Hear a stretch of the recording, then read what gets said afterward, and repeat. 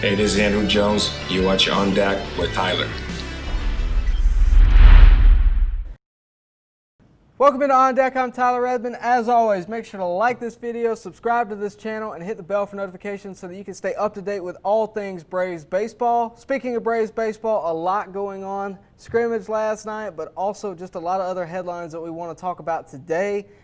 First off, we're going to start with Mike Soroka. He was named the opening day starter. Across baseball, he's the youngest starter since Jose Fernandez in 2014. It's not a surprise that he's going to get that call. He's expected to go up against Jacob deGrom, but deGrom left his scrimmage last night with back tightness, so hopefully that'll go off without a hitch. I think we all would like to see those two aces go against each other on opening day 2.0. But let's talk about the scrimmage last night. Fried had a good night. He went through 4 innings scoreless. And according to Grant McCauley, Max Fried said his changeup is a work in progress, believes he's in pretty good place overall and getting stretched out for the regular season. It's interesting also, I know we're all a little bit worried about Cole Hamels and the condition he's in, the condition he's going to be in throughout this season, but the veteran pitcher also spoke with Max Fried about that pitch, about his changeup, and I think he's going to have it around for a while. I think having Cole Hamels around, no matter what condition he's in this year, is going to be good for these young pitchers. A Mike Soroka, who's only 22 years old, a Max Fried, who's right around the same age, and even a Fultonevich, who could use some assistance in his technique and the pitches he's using and things like that. I think having Cole Hamels around, and I had the same principle of Felix Hernandez before he opted out. I think having those type guys around is a really good thing for this young Braves core. So, moving on, Ozzie Albies homered last night, but that's not all he did. We're going to get into all of it. But he homered right-handed over the head of Ronald Acuna in center field, and you're probably thinking that that's not that big of a deal. We've heard about a lot of homers as of late. But Ozzie had a big night last night. He scored a couple other hits, and he ended up scoring on a pop-up caught by Acuna in shallow center. It was actually a pretty funny moment in the live stream. I hope you guys got to watch that. Ozzie tagged up at third, and he made it through a tag by Tyler Flowers and was safe at home. Of course, Albies getting one up on Acuna is going to cause some chatter, and it's really good to see the excitement out of the guys that seem to start the fire for the Braves. And I think that's going to continue throughout the season, with or without crowd noise. Of course, they were piping it in last night. They were testing things like that out. But regardless, I think it's going to be full of excitement with those type guys. Ozzie, Acuna, Dansby Swanson comes to mind, Charlie Culberson, some of the pitchers. But the playmakers, I'm happy to see some excitement. So Mark Bowman gave some praise last night, which I thought was pretty interesting. If you don't follow Mark Bowman on Twitter and you're a Braves fan, you need to go follow him, okay? He kind of confirmed what we're all wondering about some prospects. Not the typical prospects of Pache and Waters, but actually some different ones. So he said, based on what we've seen over the past week, William Contreras is the most improved prospect. Swing changes might erase previous offensive concerns, but also drawing strong consideration is Tucker Davidson, who will debut this year if he continues pitching like he did tonight. So do you remember when that swing of Contreras was making its rounds? He got a homer in a scrimmage a couple weeks ago. A lot of people were drawing comparisons to none other than Ronald Acuna Jr., who, if you're going to be compared to somebody on the Braves, that's certainly the guy you want to be compared to. Contreras may be coming up sooner rather than later.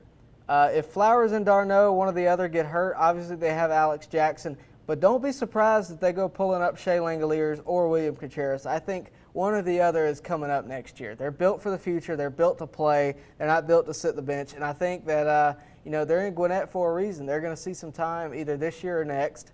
And obviously, everybody was a little bit worried about the offense of William Contreras. If he's fixed it with the swing changes that he's made, maybe he does see time this year. We got to wait and see for that. But for someone as close to the Braves as Mark Bowman is, to give that kind of praise says a lot about what this guy's done to change himself. But I want to talk about Tucker Davidson. I had a lot of you comment about this guy yesterday in my video that I did talking about the scrimmage on Monday night. And granted, the Braves have had a lot happen around the starting pitching scene. Cole Hamels' injury, Felix Hernandez opting out. Sean Newcomb, we're not really sure how he's going to be. With Mark Bowman given that high a praise, one, to say that if he pitches like he did tonight, he's going to see time this year. So let's talk about what he did. Tucker Davidson last night pitched 2 innings. He faced 6 batters. He struck out 3, and he gave up a double to Contreras. Granted, Contreras did catch him for 2 years, so who knows what the edge is there. But he also gave up a single to Albies. Regardless, he impressed any Braves fan watching that live stream, and it certainly impressed me. So I think, all around the Braves are in a good position right now. They're good in their prospects. They're good on the field. And of course, they just got a major free agent in Yasiel Puig for the outfield. Now, I did a video last night talking about Yasiel Puig going to the Braves. We didn't know much, and we still don't know a lot at the time that I'm recording this, but we have yet to find out how much he'll be making. We do know 2 things. 1, he will be an Atlanta Brave.